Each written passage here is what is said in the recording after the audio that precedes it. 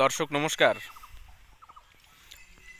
এই এলপি বাগানে দেখুন, এলপি বাগানে দেখছি যে খুবই খারাপ পোকা লেগেছে, বিভিন্ন রকমের পোকা এলপি বাগানটাতে। তো সেটাই আপনাদের দেখাবো আজকে, এলপি বাগানে কি কি পোকা লেগেছে এবং এটার জন্য আপনারা কোন কীটনাশক ব্যবহার করবেন। মেনলি হচ্ছে হেলোপ্যালটিস আছে এবং থ্রিপস আছে। তো আজকের এই ভিডিওতে আপনাদের আমি মেনলি থ্রিপসটা দেখাবো। থ্রিপস যদি অ্যাটাক করে তাহলে কীরকম হয়, থ্রিপসের লক্ষণ আজকের ভিডিওর মূল বিষয় এটাই।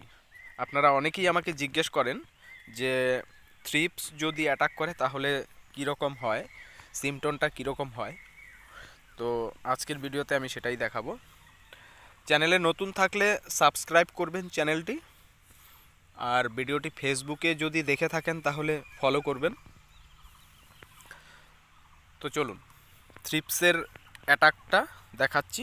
থ্রিপস অ্যাটাক করলে কীরকম হয় বাগানে সেটাই দেখবেন আজকের ভিডিওতে। দেখি, আমি খুঁজছি, দেখি কোথায় থ্রিপস আছে। কিছুক্ষণ আগে চোখে পড়েছিল, এই তো পেয়ে গেছি থ্রিপস অ্যাটাক করলে কীরকম হয় সেটা পেয়ে গেছি। আমি খুব ভালো করে দেখানোর চেষ্টা করছি, আপনারা দেখবেন। বুঝতে অসুবিধা হলে আমাকে কমেন্টে জানাবেন। দেখুন থ্রিপসের অ্যাটাকের লক্ষণটা এই দেখুন, এই দেখুন, দেখতেই পাচ্ছেন।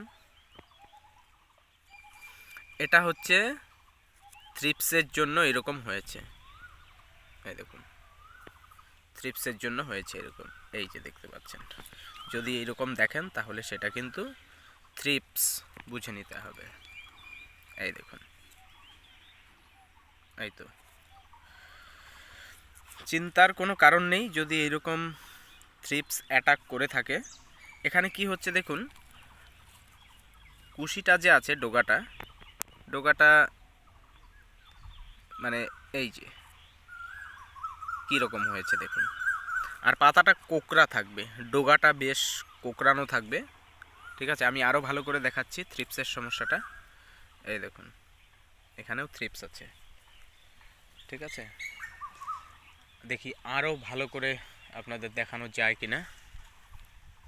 থ্রিপস, প্রচণ্ড থ্রিপস আছে এটাতে। এটার জন্য আপনারা কাউন্টার ব্যবহার করবেন। কাউন্টার নামে একটি কীটনাশক আছে, সেটাকে ব্যবহার করবেন।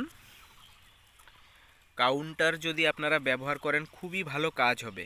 কাউন্টার, এই দেখুন, এটা থ্রিপসের লক্ষণ।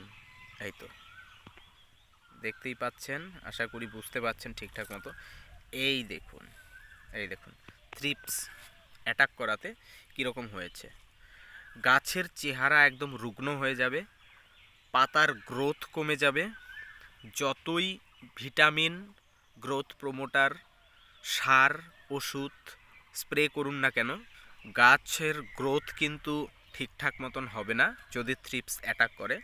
সেই জন্য আপনারা যারা এগ্রিকা হিউম্যাট ব্যবহার করেন তাদেরকে আমি সব সময় বলি যে আপনারা পোকামাকড় অবশ্যই কন্ট্রোলে রাখবেন। এই দেখুন, খুব খারাপভাবে থ্রিপস অ্যাটাক করেছে। এই দেখুন, এই যে পাতাগুলো কুকড়ে গেছে, এটা কিন্তু মেনলি থ্রিপসের জন্য, এটা হেলোপ্যালটিসের জন্য না। হেলোপ্যালটিসের কোকড়াটা একটু অন্যরকম হয়। এই দেখুন, এটা একদম থ্রিপস ধরে শেষ করে দিয়েছে গাছটাকে। আরও ভালো করে দেখাচ্ছি। এই তো, এটার জন্য আপনারা কাউন্টার স্প্রে করবেন। কাউন্টার 10 গ্রামের প্যাকেট হয়, 10 গ্রামের প্যাকেট দিয়ে আপনারা 16 লিটারের 8 ট্যাঙ্কি করবেন। 8 থেকে 10 ট্যাঙ্কি করা যায়, আপনারা 8 ট্যাঙ্কি করবেন, খুবই ভালো কাজ হবে। যদি খুবই বেশি অ্যাটাক করে থাকে তাহলে দুবার স্প্রে করতে হবে। 5 থেকে 7 দিন পর আরেকবার স্প্রে করতে হবে। দেখুন, আর থ্রিপসের কীটনাশকের সাথে আপনারা হেলোপ্যালটিসের কীটনাশক মিশিয়ে স্প্রে করতে পারেন। থাইমোথক্সাম যেটা আছে 25% WG, সেটাকে আপনারা মিশিয়ে স্প্রে করতে পারেন। সাইনস্টার মশার জন্য, হেলোপ্যালটিসের জন্য খুবই ভালো কাজ করে। সাইনস্টার প্লাসও রয়েছে, দুটোই হেলোপ্যালটিস কন্ট্রোলের জন্য খুবই ভালো কাজ করে। এবং সাইনস্টার যেটা আছে সেটা আপনার থ্রিপসও কন্ট্রোল করবে, তবে এত বেশি হয়ে গেলে সায়েন্সটার দিয়ে কন্ট্রোল করা মুশকিল হয়ে যাবে। দেখুন, তো আপনারা কাউন্টার ব্যবহার করুন। কাউন্টার দেখুন, স্ক্রিনে নম্বর আছে, সেই নম্বরে আপনারা কল করে আপনারা কাউন্টার অর্ডার করতে পারেন।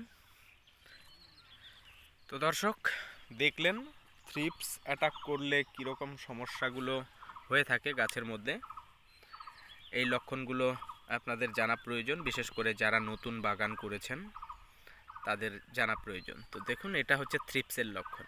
আর এটার জন্য কোন কীটনাশক ব্যবহার করবেন সেটাও আমি বলে দিলাম। কাউন্টার নামে যে কীটনাশক রয়েছে সেটাকে আপনারা ব্যবহার করুন, খুবই ভালো রেজাল্ট আসবে। তো ভিডিওটি শেষ করার আগে আরেকবার রিকোয়েস্ট করছি, চ্যানেলে নতুন যারা আছেন সাবস্ক্রাইব করে পাশে থাকবেন এই সমস্ত ভিডিও নিয়মিত পাওয়ার জন্য, এবং ফেসবুকে দেখে থাকলে ফলো করবেন। কিছু জানার থাকলে অবশ্যই কমেন্ট করবেন। ভালো থাকবেন সবাই।